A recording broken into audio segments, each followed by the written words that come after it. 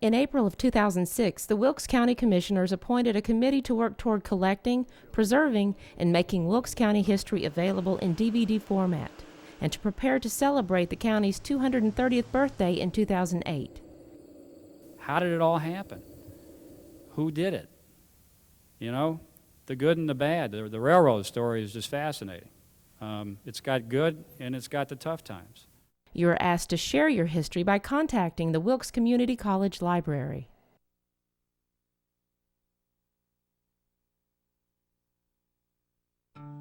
The history of the northern section of Wilkes County is a storied past. It involves famous performers, a great stone outcropping, and citizens who have a love and respect for those people and places that came before them.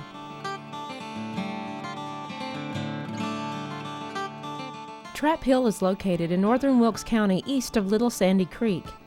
Around the year 1775, William Blackburn settled in the area. I would describe Trap Hill as one of the earliest centers of maybe even commerce, and I can tell you how Trap Hill got its name. My great-grandfather Blackburn was one of the first settlers to the Trap Hill area, and he was trapping turkeys, and that's how Trap Hill got its name. Before that, though, in 1883, the town had sent men to fight against the Tories at Kings Mountain. The name Johnsonville was considered as a town name in honor of one of the wounded, Captain Samuel Johnson.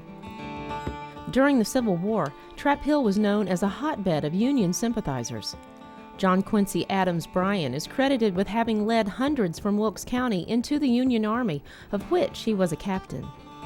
By 1884, Trap Hill had tri-weekly mail delivery and a population of 35.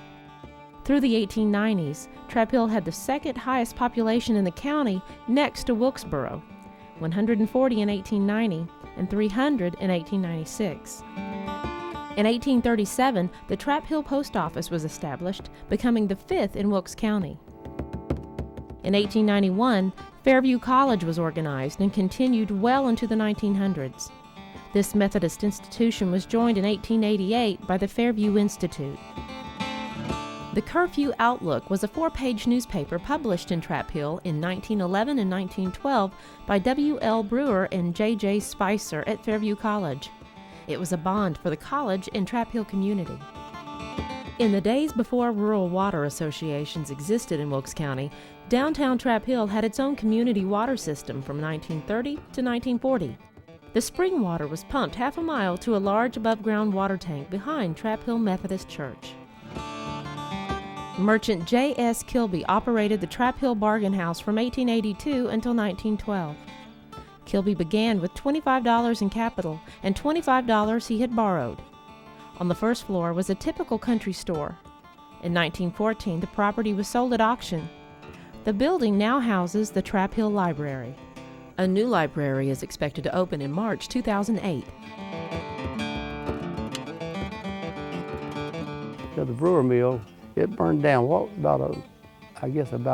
a year ago. The old mill was in good condition, but somebody burned it down. Brewer's Mill was once a thriving mill located off Trap Hill Road on the east prong of the Roaring River. At one time, it was powered by 3 turbines and had a large stone foundation.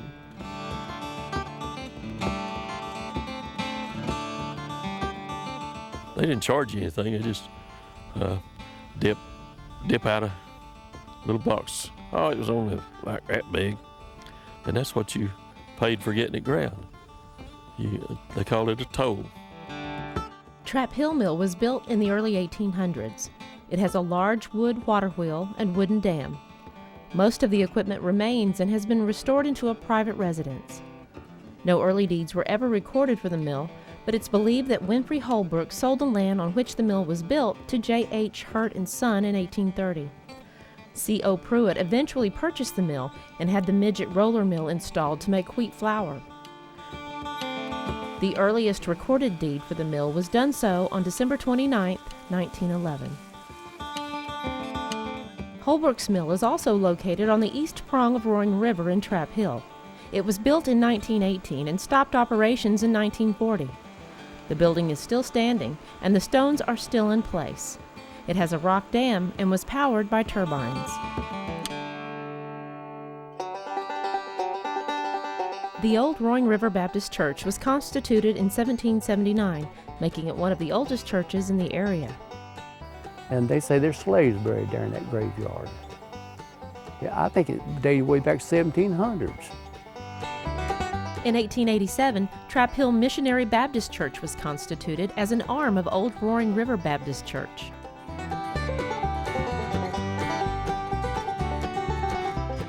The first school constructed in Trap Hill was built in 1790 near the present elementary school.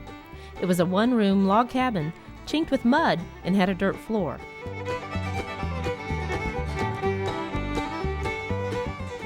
The first high school in Trap Hill was a 3-room building that accidentally burned 6 years after it was built. In 1871, the Methodist and Baptist communities of Trap Hill joined forces to open an interdenominational school they called Trap Hill Seminary. The name was later changed to Trap Hill Male and Female Academy, then to Trap Hill Normal Institute. Now, down what we call Gristledown, right down here, is a place where a bunch of them boarded while they was going to that college. It's a long building. It's got about 5 doors, in it, and it's still standing there. A land dispute led to the dissolution of the school in 1887. 2 years later, Baptist opened Trap Hill Institute.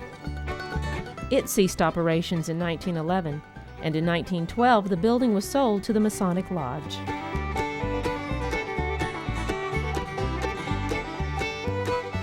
Other schools in the area included Dockery School, Cane Creek School, Mount Pisgah School, and the DeHart School in DeHart.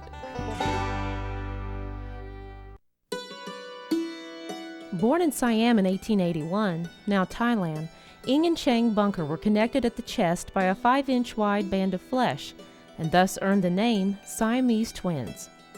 They earned money by giving lectures and demonstrations throughout the United States, Canada, South America, and Europe.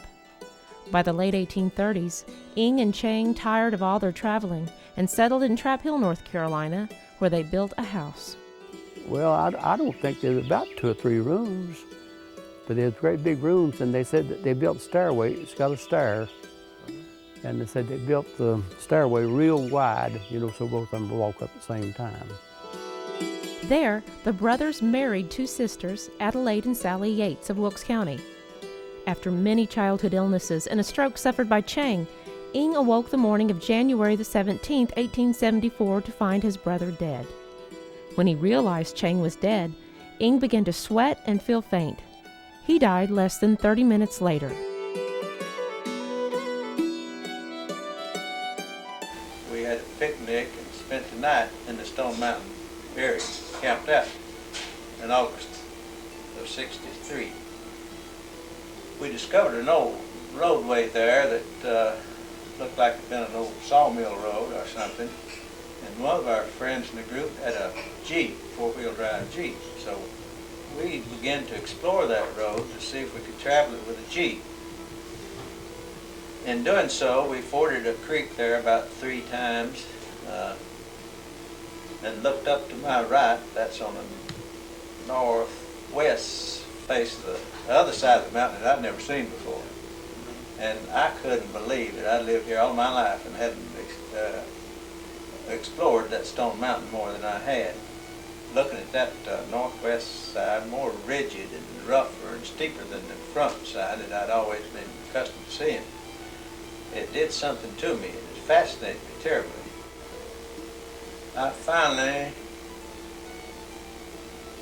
contacted Roy Thompson from the Winston-Salem Journal, and that requested that he come up here and make a picture of it, which I will now show you. This picture of Stone Mountain, Roy Thompson made it August. It came out on August the 18th, 1963, in the Winston-Salem Journal. And there's a picture that he made. This Sunday morning paper. And by 10 o'clock Sunday morning, going to church, I saw traffic coming from everywhere, just dirt roads at that time, and the traffic was just zooming. And it continued throughout till nighttime that evening, Sunday afternoon. And I finally realized that people were getting in there to see Stone Mountain. I realized then that there was something there that should be pursued. So Doris Potter came out here with me, and we spent about a day up there. Walked up on top of the mountain and showed her all around. But during our visit out here that day, Doris Potter, I expressed my desire to see it made into something preserved for our public, for the whole country. And she agreed something should be done. And we talked about this and that. Finally, she said, I know what we need to try to do. She says, why not pursue the idea of getting it acquired into a state park? Well, I thought that was a great idea. I understand you owned some property up around Stone Mountain State Park. Yes, we own several thousand acres up there, and I sold what is known as the Bullhead Tract to Stone Mountain Park. It's now part of the park. Yeah. Designated a National Natural Landmark in 1975, Stone Mountain State Park consists of more than 13,500 acres in Wilkes and Allegheny counties. Representative George Holmes helped get the funds from the park system to establish the park. Today it offers waterfalls and trout fishing, forests, wildlife, hiking trails, and a historic mountain homestead. Long before becoming a state park, Stone Mountain was settled by families of English, German, Irish, French, and Scotch-Irish descent who built the log homes, farms, mills, churches, and schools needed for self-sufficient communities. The granite dome for which it's named rises 600 feet from the base and is considered the second largest single rock formation in America, second only to Stone Mountain in Georgia. This magnificent feature is part of a 25-square-mile pluton, an igneous rock formed beneath the Earth's surface by molten lava. Over time, wind, water, and other forces gradually eroded the softer layers of rock atop the granite block and exposed the outcrop we see today. Wet weather springs continually carve troughs in the granite as water runs down the mountain's sloping face. Legend has it that Indians hid in a cave on the south side of the mountain during Revolutionary times. It's also rumored that the tract of land was purchased in 1890 for 15 cents an acre by the Winston Land and Improvement Company, which was then developing the town of North Wilkesboro. Oh, we'd go to Stone Mountain in a wagon, and us children would settle on the back of the wagon. There wasn't no bridges over none of the creeks, waters or nothing.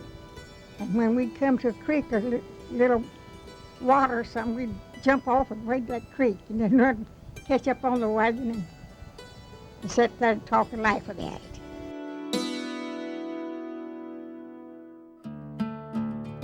One such homestead in Stone Mountain State Park is the Hutchinson Homestead. My mother was born here in 1899, but now my great-granddaddy, this house was built in two parts. Now call that the north part right there, the north end, is built in 1850. My great-granddaddy built it. He was born in 1830. My great-granddaddy, his name was John Hutchinson.